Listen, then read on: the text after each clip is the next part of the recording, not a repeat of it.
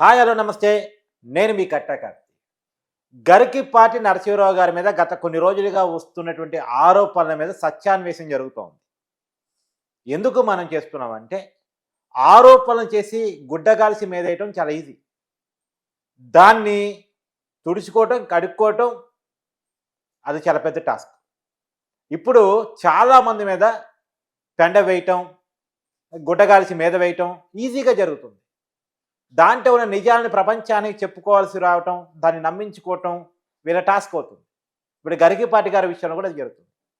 ఆయనకి దాదాపు ఒక 25 ఏళ్ళు 30 ఏళ్ళ క్రితం 40 ఏళ్ళు ఆయన వయసు మేబీ ఉన్నప్పుడు వదిలేసినటువంటి ఒక వ్యక్తి, పిల్లల్ని కూడా వదిలేసినటువంటి ఒక వ్యక్తి, భర్తనే కాదు పిల్లల్ని కూడా వదిలేసిన ఒక వ్యక్తి ఇన్ని సంవత్సరాల తర్వాత ఒక వీడియో చేస్తూ గరికిపాటి గారి మీద ఆరోపణ చేస్తూ ఇవన్నీ వీడియో రిలీజ్ చేయడం మనం చూస్తాం. ఇప్పుడు ఆ వీడియో యొక్క ఉద్దేశం ఏంటి? నిజంగా భర్త మీద ప్రేమ ఉంటే సరే భర్త వదిలేయండి, పిల్లల మీద ప్రేమ ఉంటే పిల్లల్ని వదులుకుని ఉండేవాళ్ళ? ఇద్దరు పిల్లల్ని కన్న తర్వాత కూడా భర్తని పిల్లల్ని కాదని ఆమె ఎందుకు దూరంగా ఉన్నారు? దీనికి ఆమె సమాధానం చెప్పాలని ప్రశ్న. దీని మీద వాస్తవాల్ని తెలుసుకునే ప్రయత్నం చేద్దాం. నాతో ఉన్నారు ఆర్జే శేఖర్ భాష, పరిచయం అవసరం లేని పేరు. అనేక మంది వ్యక్తిత్వ మీద అబండాలు మోగినప్పుడు మగవాళ్ళకి నేను అండగా ఉన్నాను, తప్పు ఎక్కడున్నా ఖండిస్తాను, నిరాధారమైనటువంటి ఆరోపణలు ఉంటే ఊరుకునేది లేదు అని అనేక ఆధారాలతో రాయుతరణ కేసు నుంచి అనేక విషయాలని సమాజానికి చూపిస్తున్నటువంటి వ్యక్తి ఆర్జే శేఖర్ భాష. సార్ నమస్కారం. ఏంటి గరికిపాటి గారి మీద ఆరోపణలు, దీని మీద కూడా వాస్తవాలు ఏమైనా పట్టుకొని వస్తున్నారా ఏంటి? ముందుగా ఆయన వేదాంతం చెప్తారు కాబట్టి వేదాంతం ఒక చిన్న వేదాంతంతో స్టార్ట్ చేస్తాం. మనిషి 5 పనులు చేయాలి. పంచ ప్రాణాలు ఉంటాయి కదా మనిషికి.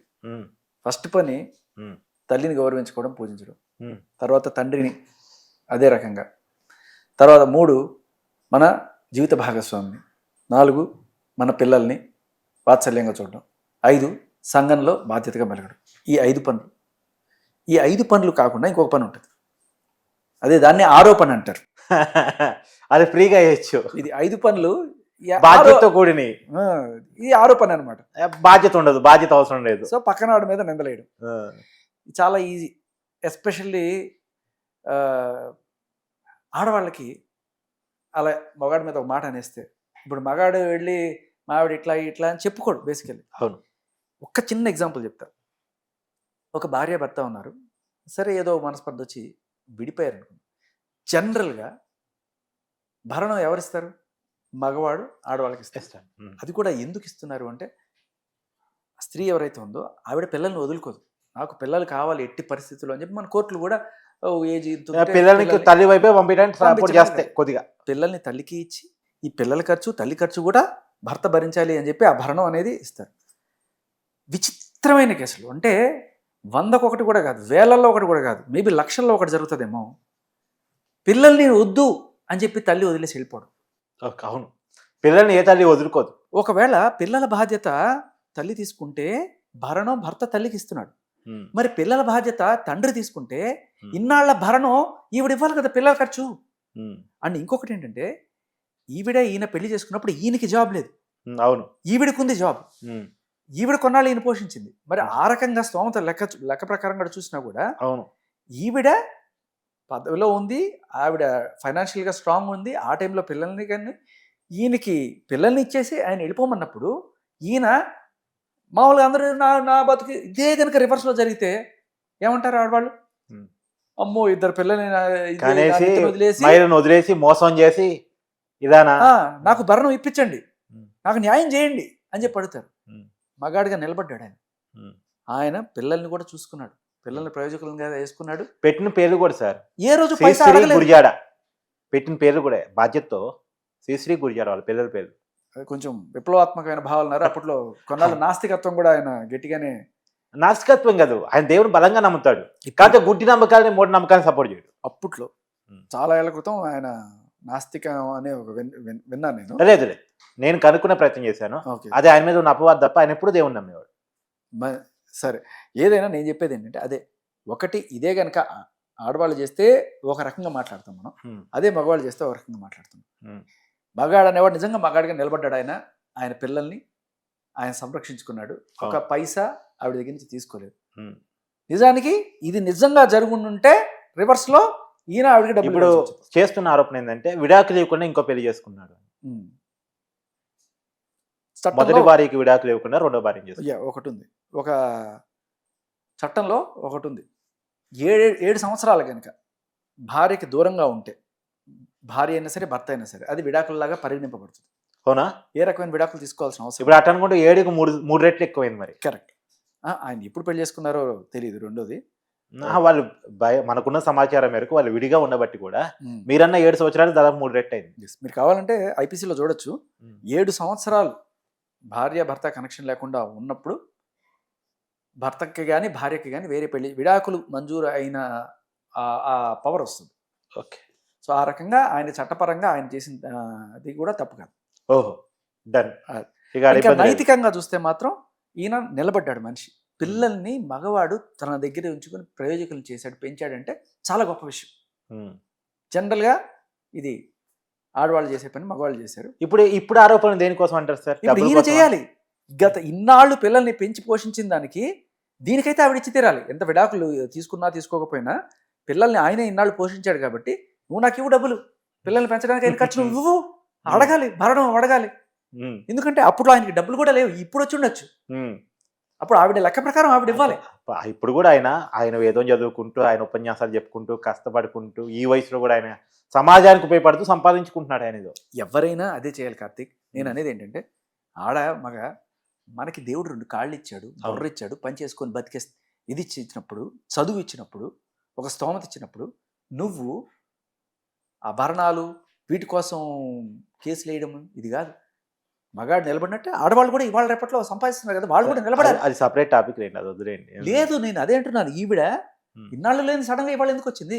నేను అందుకే అడుగుతున్నా. ఆయన ఆ రోజే భరణం అడుగుంటుంటే అది వేరే రకంగా ఉండేది.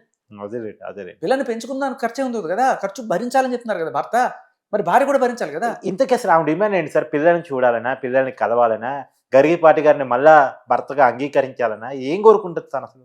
ఏదో వర్షం పడిన 6 నెలలకు ఆరబెట్టుకున్నారని ఒక సామెత ఉంది. అలా అంటే ఎప్పుడు లేనిది ఇప్పుడు అంటే, మీరు ఆయనకి ఏదన్నా ఒక మంచి పదవి ఏమన్నా రాబోతోంది అన్నట్టు ఇప్పుడు ఆరోపణ ఉంది. తెలంగాణ గవర్నమెంట్ అంటే ఏపీ గవర్నమెంట్ మన ఈయన గారికి పదవి ఇచ్చినట్టు ఇప్పుడు తెలంగాణ గవర్నమెంట్ గరిగిపాటి గారికి పదవి ఇవ్వబోతుంది. ఆ పదవిని అడ్డుకునే దానికోసం ఇవన్నీ స్టార్ట్ అయినాయి అని కూడా నడుస్తుంది. మరి ఒక నిందేస్తే నేషనల్ అవార్డే రద్దు అయిపోయింది జానీ మాస్టర్కి కదా. ఈ మధ్య ఇవన్నీ బాగా జరుగుతున్నాయి సార్. జానీ మాస్టరు, రాయి తరుణ్, తర్వాత అరస సాయి, ఇప్పుడు గరిగిపాటి గారిని కూడా వదలలేదు చివరికి. అదే కదా, ఒక నిందేస్తే చాలు నీకు వీసా రద్దు అయిపోవచ్చు, అవార్డు రద్దు అయిపోవచ్చు, జీవితం ఆపర్చునిటీస్ పోవచ్చు, జీవితం ఒక్కసారి డమాలైపోవచ్చు.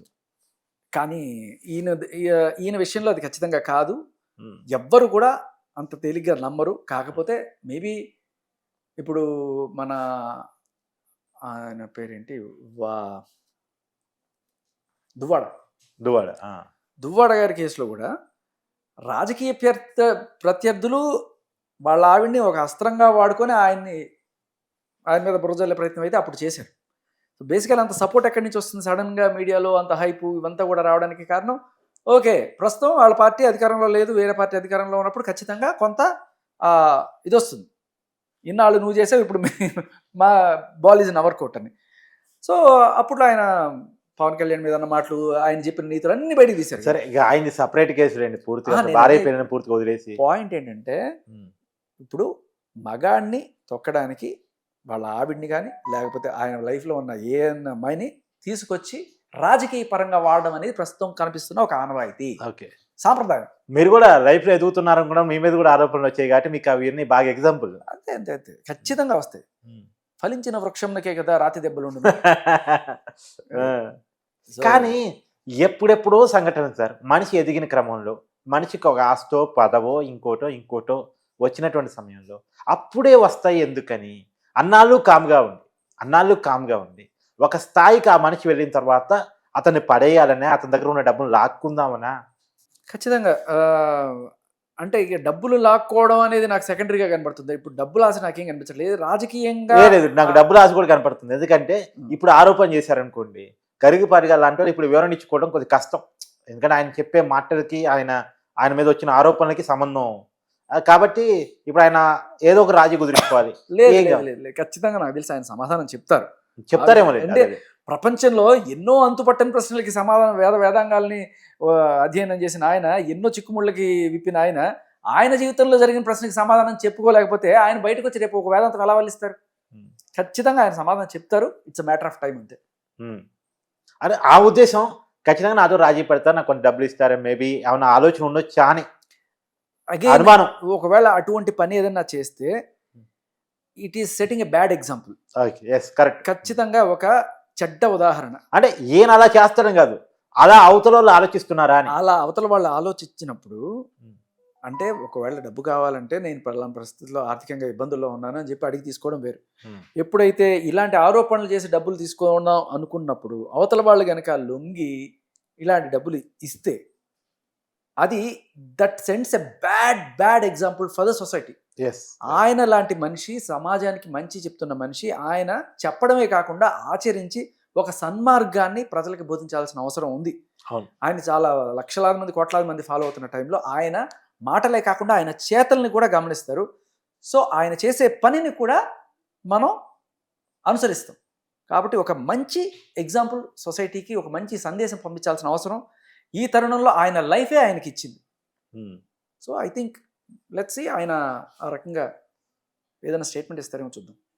సరే, అంతిమంగా ఈ మొత్తం ఇష్యూని చూస్తే మీకేమనిపిస్తుంది? నాకు చాలా క్లియర్గా ఒక రాజకీయ ఉద్దేశాలు, దురుద్దేశాలు కనిపిస్తున్నాయి. ఆయనకి పదవిని రాకుండా ఏదో రకంగా అడ్డుకోవడము ఇలాంటివి చేసే ప్రయత్నం అనేది తెలుస్తోంది. ఆయన పద్మశ్రీ అవార్డు అందుకున్న వ్యక్తి, మీరు అన్నట్టు కోట్లాది మంది అభిమానులు ఉన్నటువంటి వ్యక్తి, ఆయన మంచి ఉపన్యాసకర్త, వేదాలు బాగా చెప్పగలరు, ఇవన్నీ మనకి కనబడుతున్నాయి. కానీ 100 కోట్ల ఆస్తుంది అనేది విషయం కూడా కొంతమందికి కనబడుతుంది. సరే, ఆస్తి అనేది మనం లెక్క పెట్టలేదు, మనం తెలియదు ఆయనకి ఎంత ఆస్తుంది ఏంటి అనేది. అండ్ ఇంకొకటి ఏంటంటే ఇవాళ రేపట్లో ఎలా ఉంటుందంటే ఒకవేళ ఈ నామినేటెడ్ పదవులు ఇలాంటివి ఏదైనా సరే ఒక ప్రభుత్వం ఈయనకి ఇచ్చిందంటే వెంటనే ఆయనతో శత్రుత్వం ఉన్నా లేకపోయినా ఈ ప్రభుత్వం ఆయనకి ఇచ్చింది కాబట్టి ఏదో రకంగా ఆయనకి ఇచ్చాలి అని ఎక్స్పర్ట్ వాళ్ళు అల్లు అర్జున్ విషయాన్ని కూడా వాడుకుందాం అనుకున్న వాళ్ళకి దీంట్లో ఏముంది, ఆడు వాడుకోపోవడానికి ఏముంది, వాడుకోవచ్చు కావచ్చు, మీరు అన్నది అది కూడా అనుమానం కావచ్చు. కాదేది కవితకి అనర్హం, కాదేది కుట్రకు అనర్హం, అంతే. సరే, ఇప్పుడు ఆ 100 కోట్ల ప్రచారం, శ్రీశ్రీ అనే పేరు పెట్టినప్పుడు ఆ కవిత కూడా ఆయనకి అర్థం ఏంటుంది. ఇప్పుడు 100 కోట్ల అనేటువంటి ప్రచారం కూడా సరే, నిజంగా 100 కోట్లు ఉన్నాయలేదు ఒక చర్చ ఉన్నా సరే, ఆయన ఏమి రియల్ ఎస్టేట్ వ్యాపారం చేసి సంపాదించుకున్నాడు కాదు, బ్లాక్ మెయిల్ చేస్తున్నాడు. ఒకప్పుడు కొన్ని ఆస్తులు రేట్లు పెరుగున్నాయేమో. హైదరాబాద్లో ఎకరం ₹1,00,000 కొని ₹1,00,00,000 అయిన వాళ్ళు చాలా మంది ఉన్నారు సార్. ఒకప్పుడు ఆయన పాపం ఎప్పుడో టీచర్ కదా, కొన్ని దశాబ్దాలుగా హైదరాబాద్లో నివాసం ఉంటున్నాడు, కొన రేట్లు పెరిగినాయేమో. ఆయనకి ఆయన ఈ ఇండస్ట్రీకి రాక ముందే ఈ స్కూళ్ళు లేకపోతే కాలేజీలు అనిపించి పెట్టిన చేతులు కాల్చుకోవడం ఇట్లాంటివన్నీ జరిగినాయి. అప్పట్లోనే ఆయనకి వాళ్ళ నాన్న ఇచ్చిన 4 ఎకరాలు వస్తుంది. అవును. సో అప్పట్లో 4 ఎకరాలు అంటే ఇప్పుడు ఎంత ఉంటుంది మీరు ఆలోచించుకోవాలి. అవును అవును. సో కాబట్టి ఇప్పుడు 100 కోట్లు ఉన్నాయి లేదు, మనం అర్ధ సత్యం అది, మేబీ లేకపోయి ఉండొచ్చేమో నా అనుమానం. ఒకవేళ ఉన్నా సరే ఆయన మీద వేరే ఆరోపణలు, ఎట్టు సంపాదించారు అటు సంపాదించారు ఇన్నాళ్ళు ఎవరు ఆరోపణ చేసినోడు కాదు. పైగా భారత ప్రభుత్వం ఆయన గురించి ఎంక్వైరీ చేసుకుని ఆయన పద్మశ్రీ ఇచ్చిందంటేనే ఆయన వైట్ కార్ అని అర్థం. సో మేబీ పద్మశ్రీ ఇచ్చే టైంలో కనుక ఇది చేసుంటే అప్పుడు ఏమన్నా ఆగుండేదేమో. బట్ ఆ టైంలో ఆగలేదు. అంటే జానీ మాస్టర్ విషయంలో ఆ టైమింగ్ పర్ఫెక్ట్ గా పడింది. ఆ మెలకు ఇక్కడ దొరకలేదేమో మేబీ. అంటే ఆ టైం ప్రతిపక్షాలు మేలుకొని ఉండాలిగా, ఇక్కడ మేలుకున్నారు ఒక ఆయన, అక్కడ మేలుకొని ఉండాలిగా. అంటే అదే అంటున్నాను, ఇప్పుడు ఆ టైంలో ఈయన ఇమేజ్ అంత లేదు. ఇవాళ గరికపాటి అంటే కొన్ని కోట్లాది మంది ఆయన ప్రవచనాలు వింటారు కాబట్టి, అండ్ అలాగే ప్రవచనాలు వింటే వినండి, చెప్తే చెప్పండి, దాంట్లో పెద్ద ప్రాబ్లం లేదు. కానీ నువ్వు ఎప్పుడైతే ఒక పార్టీ వాడు అవుతావో అప్పుడు మాకు ప్రాబ్లం అవుతుంది. ఆయన పార్టీ వాడు అయిందంటే ఇప్పటికైతే లేదులేండి. అంటే ఇప్పుడు పదవి అదే ఏది చేసినా దాంట్లో కోడిగుడి కేకలు పీకినట్టు తప్పులు ఎంచే వాళ్ళు కొంతమంది ఉంటారు. లేకపోతే ఏముంది, ఆట లేకపోతే ఎట్లా, నువ్వు ఏది చేసినా దాంట్లో ఇది తప్పు, ఏది చేసినా. ఇప్పుడు రాజుగారి పెద్ద భార్య మంచిది అంటే అంటే రెండో భార్య చెడ్డదని అనే ఉద్దేశం. మీరు 100 ఏళ్ళు బతుకుతారు, మీ ఫ్యామిలీలో అందరికన్నా మీరే ఎక్కువ రోజులు బతుకుతారంటే సో ఇలా ప్రతిదానికి ఈకలు పీక చేయముంది దాంట్లో. అదే కదా గేమ్. ఇప్పుడు గేమ్ చేంజర్ వచ్చేదాకా మనం వెయిట్ చేయాలి. Thank you sir, thank you so much sir.